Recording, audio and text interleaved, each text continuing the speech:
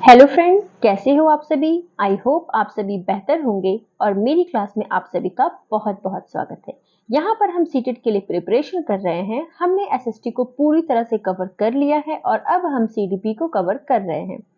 मेरे चैनल पर आपको एंशिएंट हिस्ट्री से जुड़ी बहुत सी वीडियो देखने को मिलेंगी और मुझे यकीन है कि अगर आपने उन वीडियो में से किसी एक वीडियो को भी देख लिया तो आपको किसी दूसरे की वीडियो देखने की जरूरत नहीं पड़ेगी।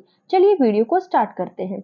निम्न में से अध्यापक द्वारा अपनाई गई कौन सी तकनीक रचनात्मक शिक्षण अधिगम प्रक्रिया में हानिकारक है। विद्यार्थी को कार्य सौंपते हुए उसकी अधिगम गति का ध्यान रखना। Option 4 is the right answer. क्या कक्षा में अंतर्ज्ञान चिंतन को प्रोत्साहित किया जाना चाहिए? हाँ, बच्चों का अंतर्ज्ञान और अनुमान उनके ज्ञानात्मक चिंतन को विकसित करने में सहायता करते हैं। Option 1 is the right answer. विद्यार्थियों के सार्थक शिक्षण के लिए उत्साहित करने के लिए उन्हें उद्देश्य रूप में डैश के स्थान पर डैश के लिए प्रेरित करना चाहिए। उपलब्धि के स्थान पर अधिगम के लिए option 2 is the right answer.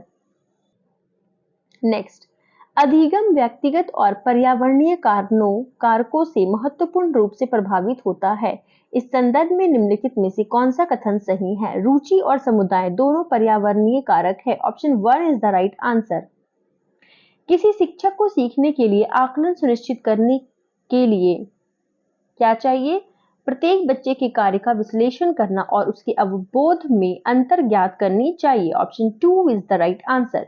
कक्षा में एक बच्चा अपने सहपाठियों से इस तरह व्यवहार करता है और उससे उसके घर में बर्ताव किया जाता है। यह किसका उदाहरण है?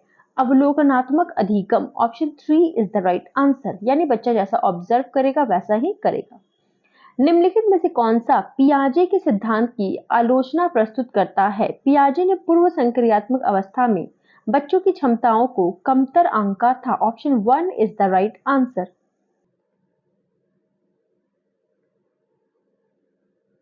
एक सामाजिक रचनावादी परिप्रेक्ष्य में अधिगम व ज्ञान क्या है? शिक्षिका की मदद से विद्यार्थियों द्वारा सह संचरित होता है। Option 3 is the right answer.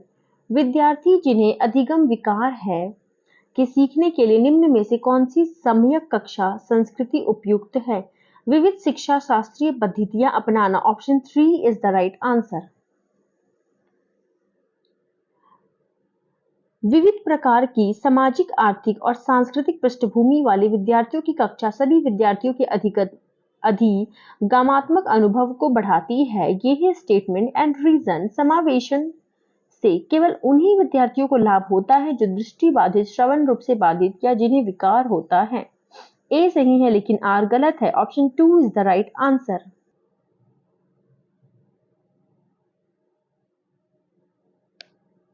समस्या समाधान की निम्नलिखित प्रक्रियाओं का मिलान उसके विवरण से कीजिए।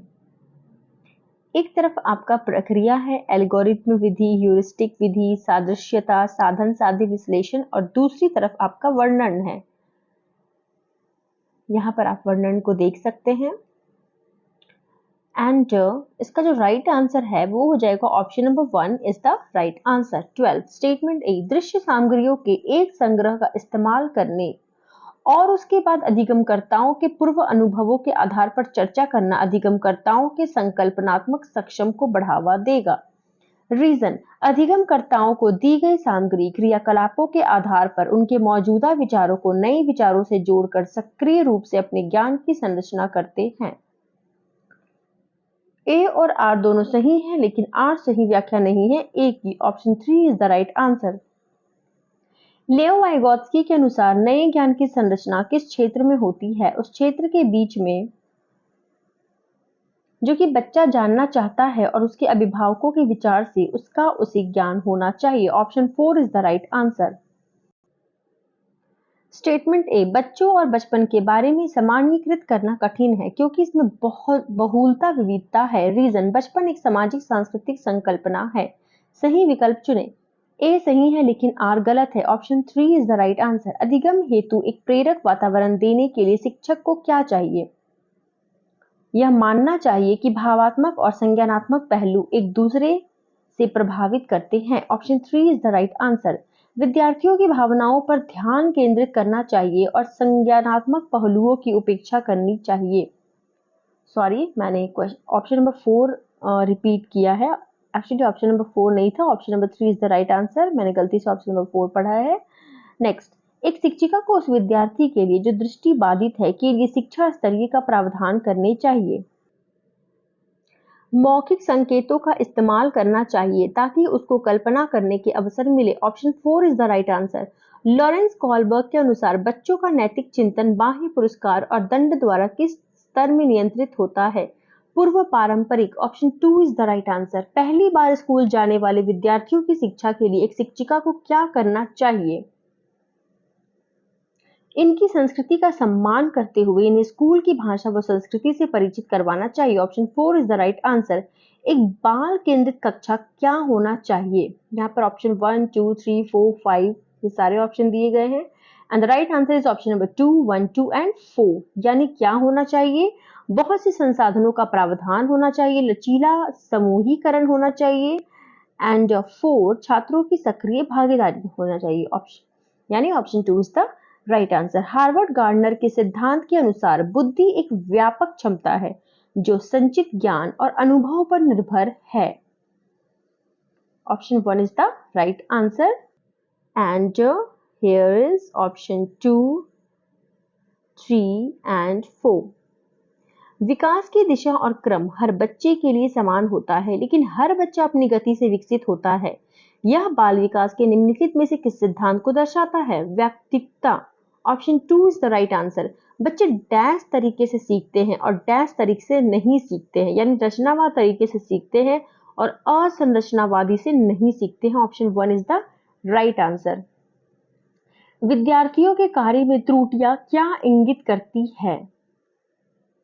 वयस्कों के सीधे निर्देशों के बिना विद्यार्थियों की अर्थपूर्ण सीखने की अक्षमता। Option 4 is the right answer. प्रतिभाशाली विद्यार्थियों की पहचान कैसे की जा सकती है? Option 2 is the right answer. 1, 3 and 4। चुनौतीपूर्ण कार्यों के लिए तत्परता द्वारा, 3 मौलिक सोच द्वारा एंड 4 बहुविध संसाधनों की क्षमता द्वारा। Option 2 is the right answer.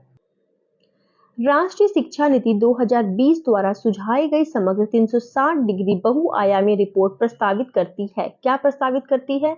स्व आकलन और विद्यार्थी समूह आकलन का समावेश। Option 3 is the right answer.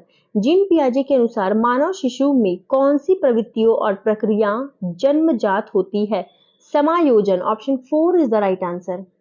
विभिन्न भाषाई पृष्ठभूमि से आने वाले विद्यार्थियों की कक्षा में एक शिक्षिका को क्या करना चाहिए?